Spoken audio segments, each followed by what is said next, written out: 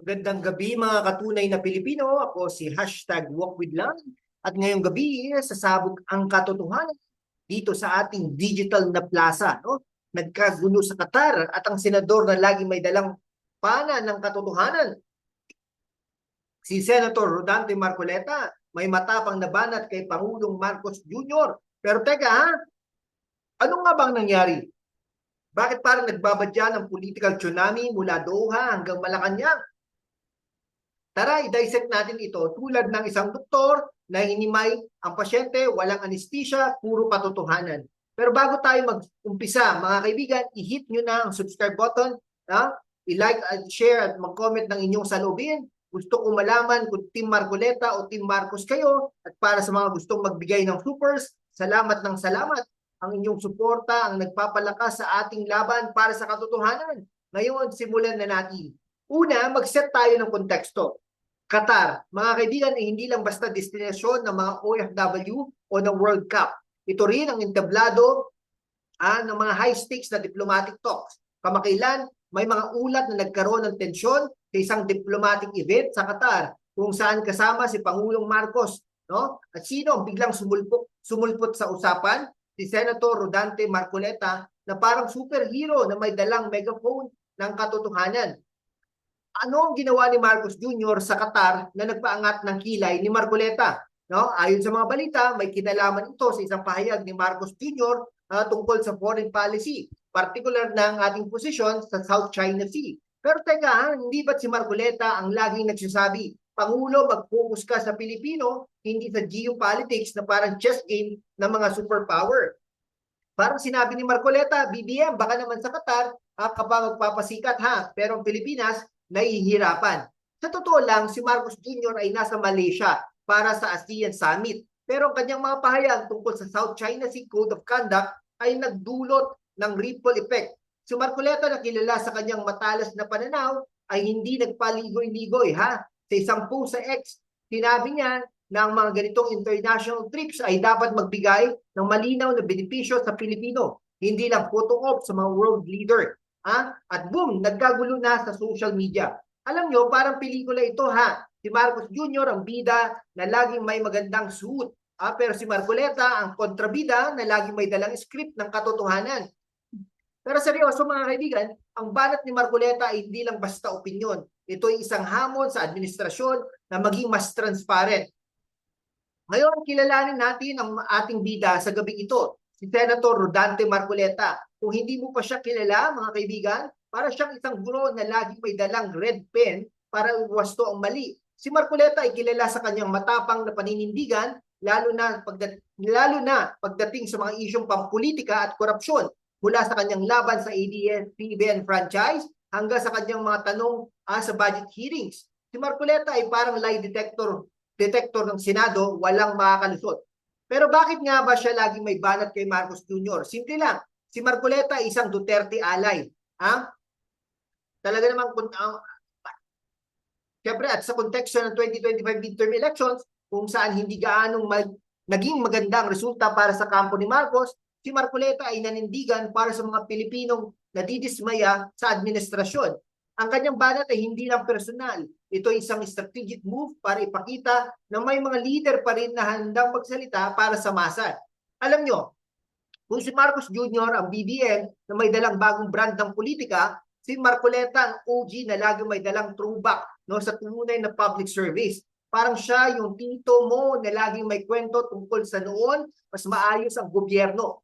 Isang kwento mula sa Senado. Noong isang hearing tungkol sa budget ng Department of Foreign Affairs, si Marcoleta unang nagtanong, saan napupunta ang pera ng mga OFW natin sa ibang bansa? Ang sagot, mga generic na pahayag. Pero si Marcoleta hindi nagpapaloko. Hinintay niya ang tamang timing at boom! Pinanatan niya ang administrasyon sa kakulangan ng konkretong plano para sa mga OFW. Ganyan si Marcoleta, parang chess player na laging 5 hakbang ang nauna. Ngayon, pag-usapan natin ang banat ni Marcoleta. Sa isang post sa X, sinabi ni Marcoleta ng mga international trips ni Marcos Jr. tulad ng Qatar at Malaysia ay hindi sapat na nagdudulot ng benepisyo sa ordinaryong Pilipino. Sabi niya, kailan ba natin makikita ang resulta ng mga paglalakbay na ito? Ang mga OFW ba natin, sa Qatar? May natanggap bang mas maayos na suporta? Out, Senator, para sinampal mo ang Malacanang ng katotohanan. Sa likod ng banat na ito, may mas malalim na issue. Ang Qatar ay tahanan ng libo-libong OFW at ang kanilang kalagayan ay palaging hot topic. Si Marcos Jr. ay nagbigay ng mga pahayag tungkol sa regional cooperation. Pero para kay Marcoleta, ang tunay na sukatan ng tagumpay ay ang epekto sa buhay ng mga Pilipino. Halimbawa, ang remittances mula sa Middle East ay malaking bahagi ng ating ekonomiya. Pero ang suporta sa mga OFW, lalo na sa usapin ng welfare at repatriation, ay kulang na kulang. Si Marcoleta ang nagtatanong, nasaan ang aksyon? Alam nyo, parang si Marcoleta ang nagsabi, Pangulo, baka naman sa Qatar ka na lang tumira kung puro photo op ang habol mo. Pero seryoso, ang punto niya ay simple. Ang mga ganitong diplomatic trips ay dapat mas malinaw na ROI, return on investment para sa Pilipino. Isang araw sa Senado, habang pinag-uusapan ang budget para sa DFA, si Marcoleta ay nagbibigay ng isang talumpati na naging viral. No? Siguro ito ay mangyayari pag naupo na siya bilang Senado. No? Kwentuhan lamang po ito. Sabi niya, kung mga Pilipino sa Qatar ay nahihirapan, bakit ang focus natin ay sa mga international summits na walang malinaw na resulta? Ang kanyang mga salita ay parang kidlat. Tumama sa puso ng mga OFW at mga netizens. Ang resulta, isang malawakang usapan sa social media kung ano nga ba ang prioridad ng administrasyon.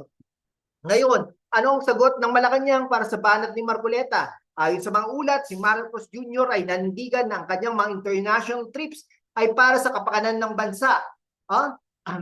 Sabi niya, ang Code of Conduct sa South China Sea ay mahalaga para sa regional stability. Pero teka mga kaibigan, hindi ba't parang pamilyar ang linyang yan? Parang script mula sa isang diplomatic playbook, di ba?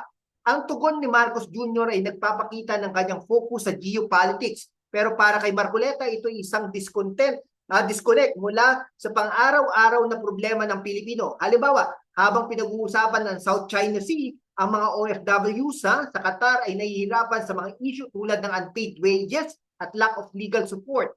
Si Marcoleta ang nagsasabi, Pangulo, bago ang mundo, ayusin mo muna ang Pilipinas. Alam nyo, parang si Marcos Jr. Ang estudyante laging may magandang PowerPoint presentation. Pero si Marcoleta, ang profesor na nagsasabi, magandang slides pero nasaan ang substance. Isang insidente sa Qatar ang nagbigay daan sa banat ni Marcoleta. Ayon sa mga ulat, may isang grupo ng OFW na humingi ng tulong sa embahada pero ang tugon ay mabagal. Si Marcoleta bilang miyembro ng Senado, later on ay nagtaas ng issue. Bakit kailangan maghintay ang mga OFW ng mga buwan para sa aksyon? Ang kanyang tanong ay nagdulot ng malaking usapan at ang Malacanang ay napilitang magbigay ng pahayag. Pero ang tanong, sapatos ba ang sagot o tunay na reforma? Ngayon, mga kaibigan, ano ang susunod sa labanang ito? Si Senator Marcoleta ay hindi titigil. Ang kanyang banat kay Marcos Jr. ay hindi lang isang one-time na pangyayari. Ito ay isang paalala. Si Senator Marcoleta ay hindi titigil. Ang kanyang banat kay Marcos Jr. ay hindi lang isang one-time na pangyayari. Ito ay isang paalala na ang gobyerno ay dapat maglingkod sa tao, hindi sa headlines. Pero ang tanong, magbabago ba ang diskarte ng Malacanang o lalo pang mag-iinit ang laban ng Marcos Marcoleta? Ang midterm elections noong 2025 ay nagpakita ng kahinaan sa kampo ni Marcos Jr. Si Marcoleta bilang Duterte alay ay may malakas na suporta mula sa mga botanteng nadidismaya sa administrasyon. Ang kanyang banat ay isang strategic move para ipakita na ang oposisyon ay buhay at malakas. Pero may panganib din Kung masyadong magiging agresibo si Marcoleta, baka ma-alienate niya ang mga moderate view voters. Kaya naman, ang labanang ito ay parang chess game. Sino ang unang magkakamali? Alam nyo, parang teleserye ito Si Marcos Jr. ang bida na laging may redemption arc. Pero si Marcoleta ang kontrabida na laging may plot twist. Pero seryoso, ang tunay na bida dito ay ang mga Pilipino. Kung sino ang maglilingkod ng tunay, siya ang mananalo sa puso natin. Mga katunay na Pilipino, salamat sa inyong panunood.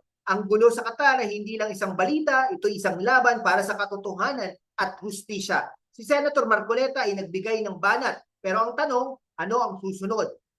Ikaw, ano ang saloobin mo? Team Marcoleta ka ba o Team Marcos? I-comment nyo yan sa baba. At huwag kalimutang i-hit ang subscribe button, i-like at i-share. Para sa mga gustong magbigay ng supers, salamat ng marami. Ang suporta nyo ang nagpapalakas sa atin. At bago tayo magpaalam, ha, isang payo ko. Kung magbabakasyon kayo sa Qatar, huwag kalimutan magdala ng extra katotohanan kasi baka kailanganin natin yan.